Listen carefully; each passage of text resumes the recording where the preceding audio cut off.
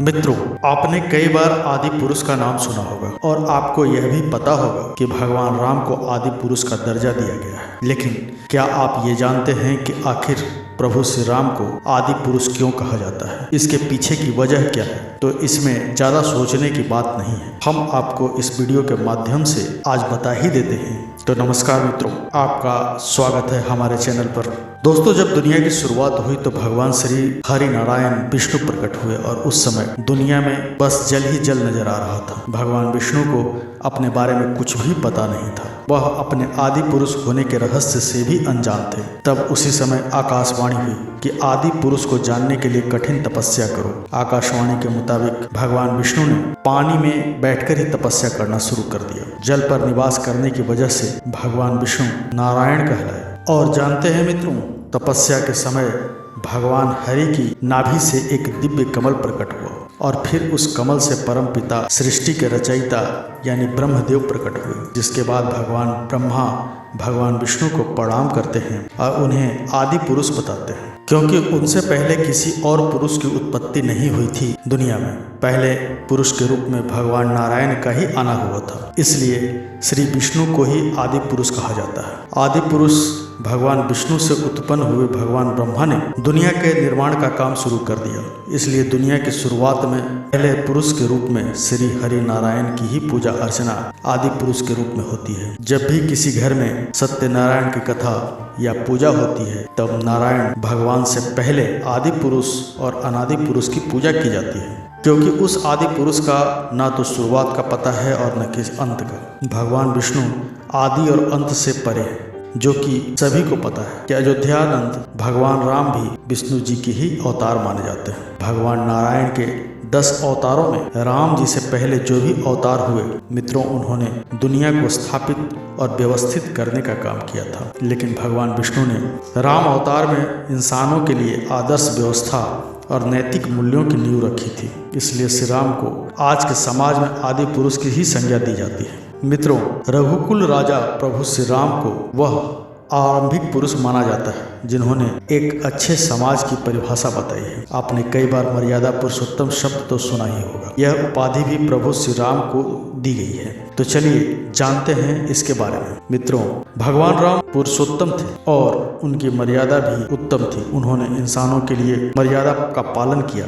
जो आदर्श दुनिया में उन्होंने स्थापित किया वह किसी ने नहीं किया। उनके धर्म में तत्परता, मन में अत्यधिक गंभीरता, आचरण में पवित्रता, अपने गुरुओं के लिए नम्रता, गुणों में जिज्ञासा, शास्त्रों में अच्छी प्रवीणता, रूप में सुंदरता, आवाज में मीठापन, ईमानदारी और महादेव की भक्ति है। भगवान राम वेद, ज्ञान, धनुर्विद्या, राजविद्या में निपुण थे। उनके गुणों की तारीफ करने में महर्षि वाल्मीकि थकते नहीं थे। उन्होंने रामायण में कहा है, प्रभु राम सभी गुणों के भंडार हैं। उनकी तुलना दुनिया में किसी से नहीं की जा सकती। उनके जैसा पूरे ब्रह्मांड में अन्य कोई नहीं है। मित्रों, भगवान राम अपने से बड़े और ज्ञान से भरपूर इंसान से ज्ञान प्राप्त करने के लिए हमेशा तैयार रहते हैं। वह खुद ही एक महान पराक्रमी तो हैं ही, उन्हें घमंड छूकर भी नहीं गया।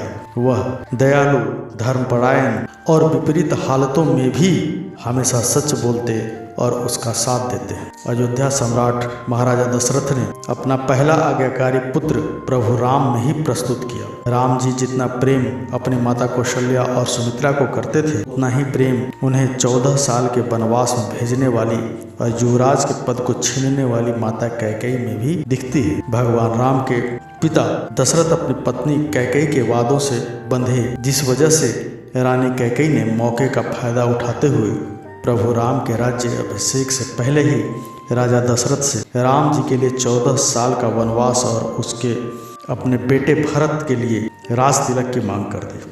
अपनी माता की ऐसी इच्छा जानने के बाद भी भगवान राम ने उसे हंसते हुए पूरा करने के रास्ते पर निकल दिए थे।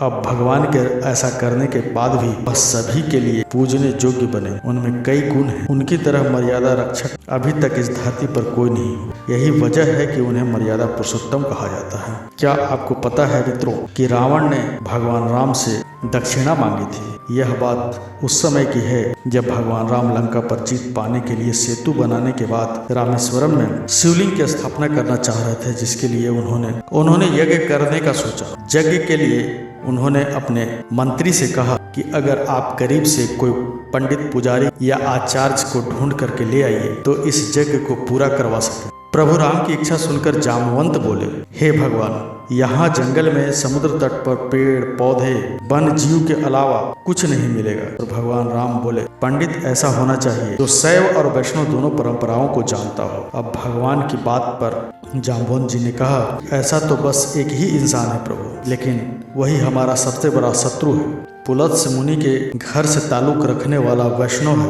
महादेव का परम भक्त है और दोनों परंपराओं को जानता है। सारी बातें जानने के बाद भी श्री राम ने कहा, ठीक है, आप उनसे बात करिए और उन्हें यज्ञ का निमंत्रण दीजिए। अब भगवान राम की आज्ञा पाकर जाम्बवंत जी लंका पहुंचे। दशानन रावण ही वह इंसान था जिसमें सारी खूबियां थी। जब रावण को पता चला कि जाम्बवंत जी लंका आए हैं तो वह काफी खुश हुआ, क्योंकि जाम्बवंत लंकेश के पितामह के मित्र थे। इसलिए रावण उनका बड़ा ही चाव से आदर करता है। उसने यह आदेश भी दिया कि महल तक आने में उन्हें कोई परेशानी न हो, इसलिए अलग अलग जगहों पर राक्षस खड़े होकर उन्हें रास्ता बताते रहे। जिसके बाद जाम्बवंत जी रावण के महल में पहुंच गए। जब लंकापति ने जाम्बवंत को देखा तो उन्हें प्रणाम करते हुए बैठने का आसन दिया और फिर उन्हें लंका आने की वजह पूछी। जिस पर जाम्बवंत जी कहते हैं, मेरे जजमान को अपने खास काम को पूरा करने के लिए एक यज्ञ करना है और उसके लिए आपको पुरोहित के तौर पर आमंत्रित करने आया हूँ। जाम्बवंत जी की बातें सुनकर रावण ने पूछा कि आपके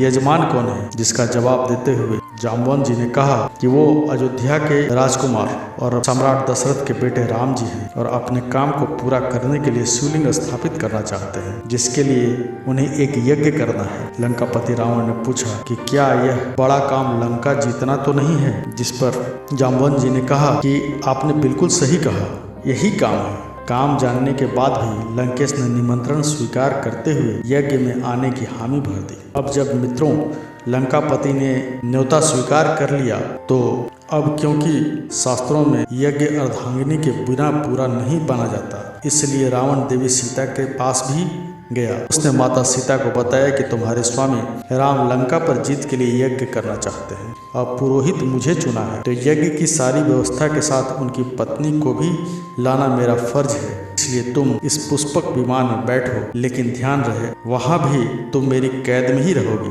लंकापति की बातें सुनकर देवी सीता ने उसे पुरोहित मानकर प्रणाम किया और बोली, जो मेरे स्वामी के पुरोहित हैं वह मेरे भी पुरोहित हैं। जिसके बाद रावण ने भी सीता को सौभाग्यवती भव का आशीर्वाद दिया। फिर रावण पुरोहित के तौर पर माता सीता को लेकर यज्ञ करवाने के लिए पहुंच गया। वहां प्रभु राम ने हनुमान जी को पूजा के लिए शिवलिंग लाने के लिए भेज दिया। पूजा में देर होने लगी तो पुरोहित रावण ने कहा, इतना विलंब नहीं किया जा सकता। फिर देवी सीता समुद्र तट पर अपने हाथों से ही एक मिट्टी का शिवलिंग बनाने लगी और उसकी स्थापना कर दी गई, जो कि आज के समय में मित्रों शिव जी के 11 ज्योतिर्लिंगों में एक माना।